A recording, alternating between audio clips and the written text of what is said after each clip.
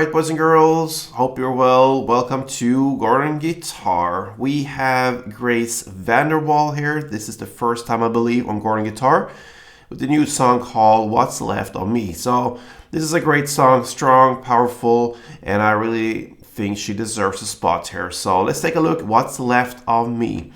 So we're going clean here, no need for any capo, alright? So we have pretty much one chord progression throughout the entire song, almost. I will show you what's the difference there between the verse and pre-chorus play and the chorus play. Just a slight, small differences there. Anyway, let's do what we normally do, go over the chords. So we're gonna start with D first. Okay, so that goes open D, second G, third B, and second E.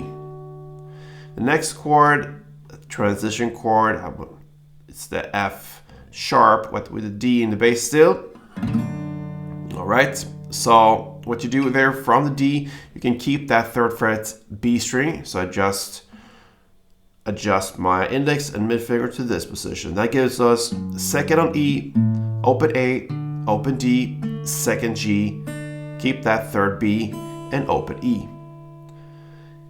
And keep in mind, many of these chords, we're gonna play just a short moment of them, and we're gonna use the bass strings here mostly. So that is the most important part. If you don't have time to really go down here or so, the second E string is the important string here. So keep that in mind.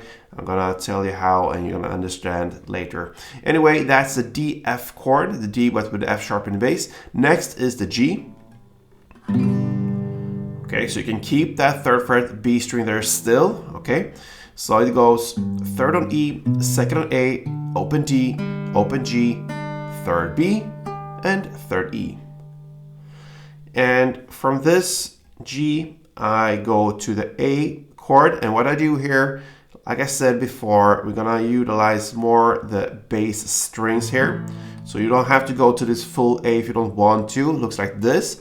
So if you are now from the G chord, you can just play a little bar like this, okay?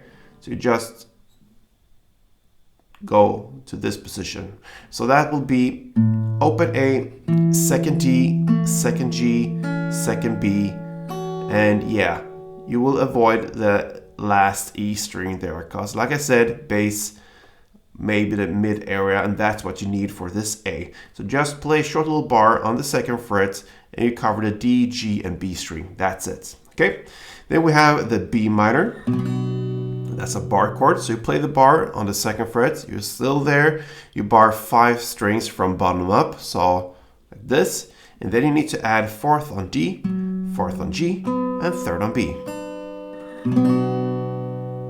And there you have all the chords. Okay. So D, the D, F, G, A, and B minor. Okay, so we have a string pattern that is pretty much, yeah, it's about 8 downs, okay? So if you take the first chord here, the D, you have a strumming that goes 8 downs, but 2 of them are emphasized in a certain way. So it goes like this.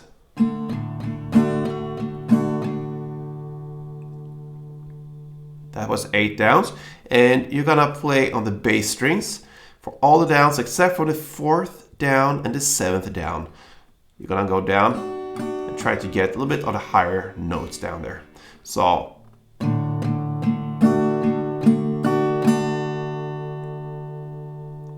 again.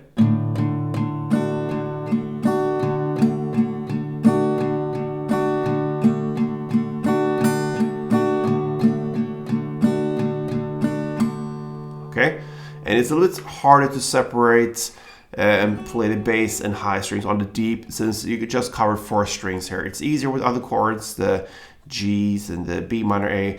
So anyway, I think you understand. One round is bass, bass, bass, top, bass, bass, top, bass.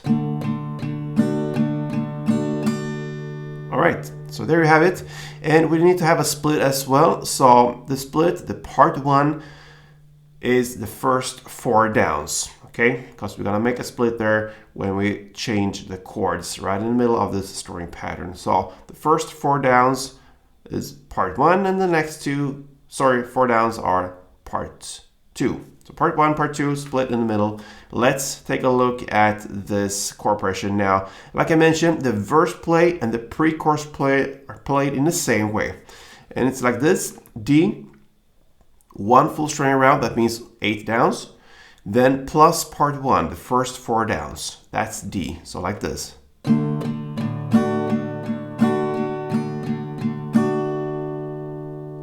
Then you switch to the D F chord and play just 4 downs. You don't have to emphasize anything, because these transition chords, the D F chord and the A, they will be just to play 4 downs. So you can play it on the bass strings. So basically 4 downs. Then you go to G and play in the same way as the D chord. You're gonna play 1 full round there plus part 1. And in the chorus play, you're gonna play the G 1 full round plus part 1, and then you're gonna go to A and play just 4 downs. That's only for the chorus play. But now in the verse and the pre-chorus, you're gonna play G for 2 full rounds. So we're learning the verse and the pre-chorus, then you stay with the G for 2 full rounds, like this.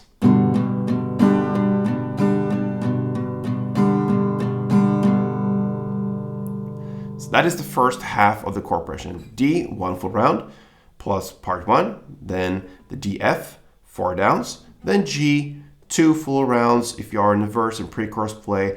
If you are in the chorus play, then you're gonna play G, 1 full round plus part 1, and then you switch to this A, just fall down with the index finger and bar it and play just 4 downs. That's the first half.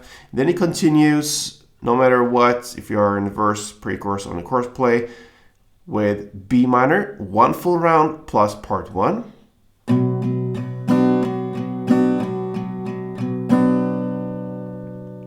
Then you go to the D F chord and play the 4 downs, the transition chord.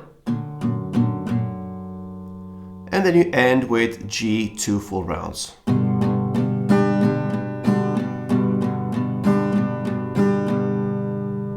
Okay, so there you have the chord progression. So just to summarize, pre-chorus and the verse, you're gonna play it with G, 1 full round plus part 1, and then A minor, 4 downs. Everything else is the same, and the chorus, you just play G for 2 full rounds. So I thought I would play 2 rounds for you, one of the verse pre-chorus round, and one with the chorus round, so you really understand what's going on. Let's do it.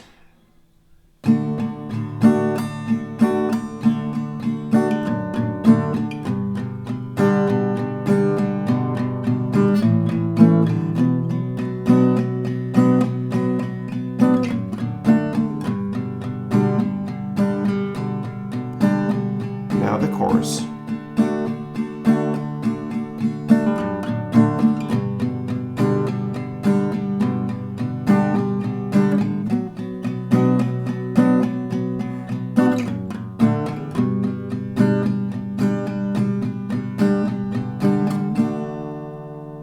And there you have it, guys. Grace VanderWaal's What's Left on Me. So hope you enjoyed it. If it was helpful, if you really enjoyed this tutorial, then give me a like on it. Helps me out a lot, and why not subscribe if you haven't done that yet. So thank you for support, guys. Until next time, you know what? Play tuned.